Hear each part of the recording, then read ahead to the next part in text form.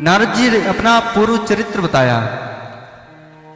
कहा, सुनो व्यास जी, मैं पूर्व जन्म में एक दासी का पुत्र था। हमारे जन्म लेते ही हमारे पिता स्वर्गवासी हो गए।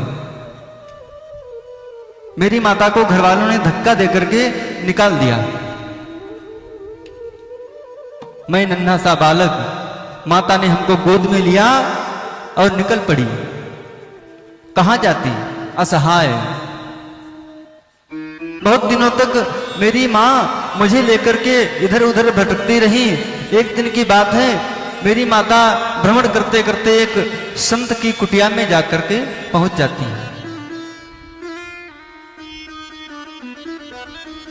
मेरी मां ने संतों के पास जाकर के कहा, अरे महात्माओं, मेरी एक इच्छा, मेरी एक आशा है। संतों ने कहा, हाँ हाँ बेटी, क्या, बोलो। कहा, बाबा मेरे पास कुछ नहीं है, एक छोटा सा बालक है, घर वालों ने हमको धक्का देकर के निकाल दिया। क्या हमारे लिए कोई जगह है, मैं यहां रह सकती हूं? अगर थोड़ा सा स्थान मिल जाए, मैं वहां रह लूंगी, जो भी हमको प्राप्त हो जाएगा वो खा लूंगी और आपके घर का कार्य कर दूंगी, आपकी गैया को भोजन दे दूंगी, आपका घर साफ कर दूंगी, आपका जो भी कार्य है वो सब संपन्न कराऊंगी। संतों ने कहा, अरे ऐसी कोई बात नहीं है, रह सकती हूं।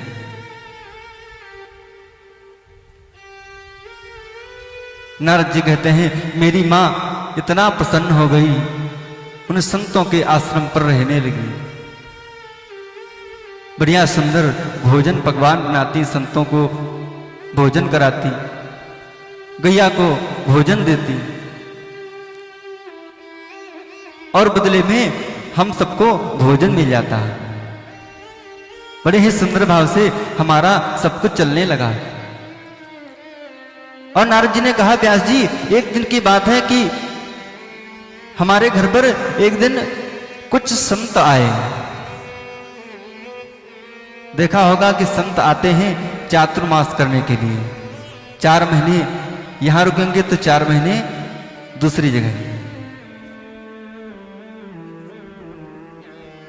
तो मैंने देखा कि वो संत आए और बढ़िया सुंदर संध्या के समय बैठ करके भगवान का भजन कराते हैं और मैं उनके चरणों में बैठ करके भगवान की कथाओं को सुनता,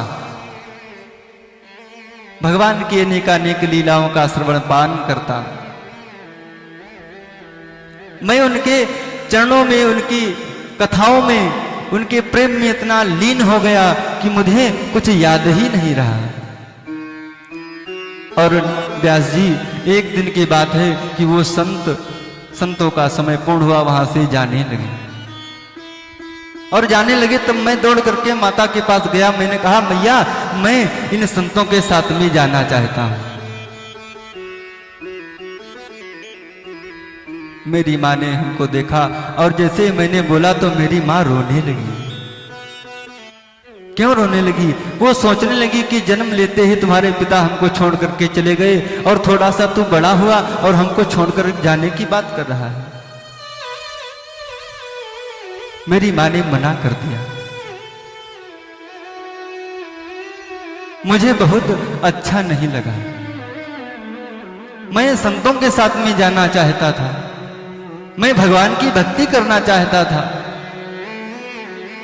लेकिन माता के प्रेम ने हमको रोक लिया।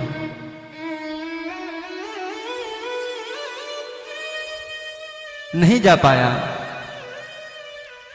मां का प्रेम ही ऐसा होता है।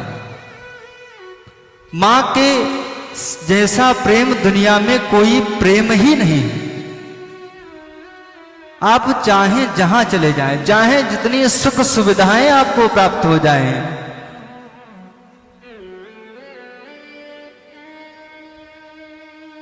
जानते हो, बचपन में जब भोजन करता था, अपनी बात बता रहे, तो माता से जब रोटी मांगो ना और कहो कि अब ज्यादा इच्छा नहीं है, केवल आधी दे दो, तो जब माँ रोटी तोड़ती है तो जो छोटा वाला टुकड़ा है अपने पास लेती है, बड़ा वाला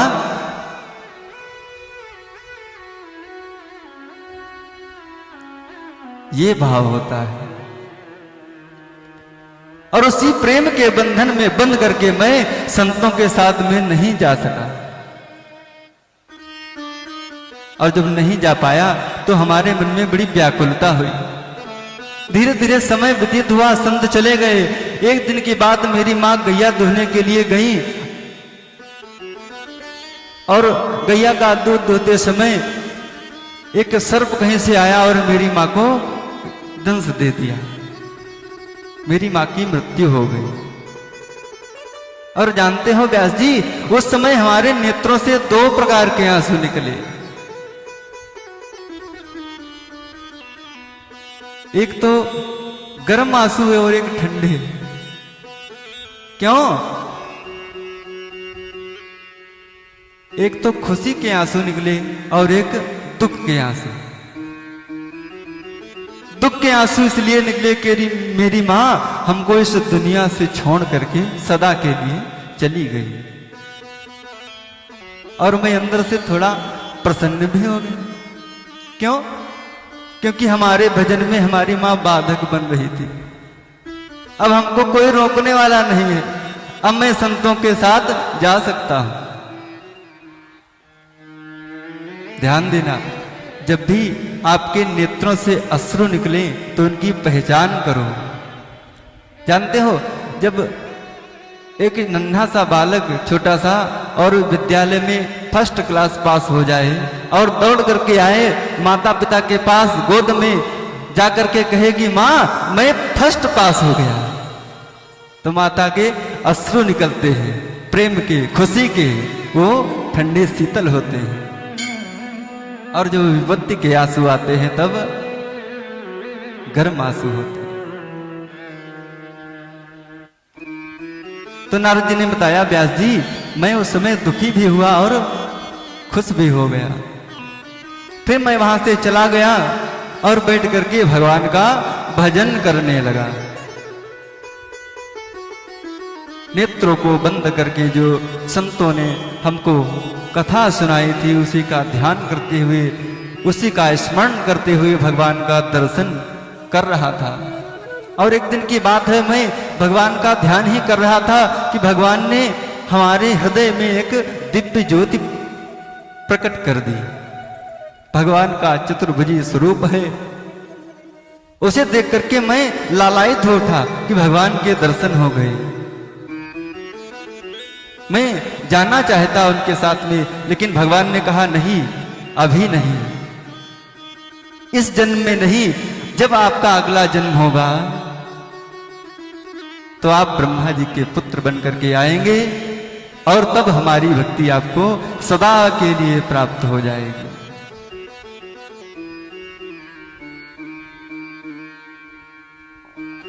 जब पूर्व चरित्र नारद जी ने अपना सुनाया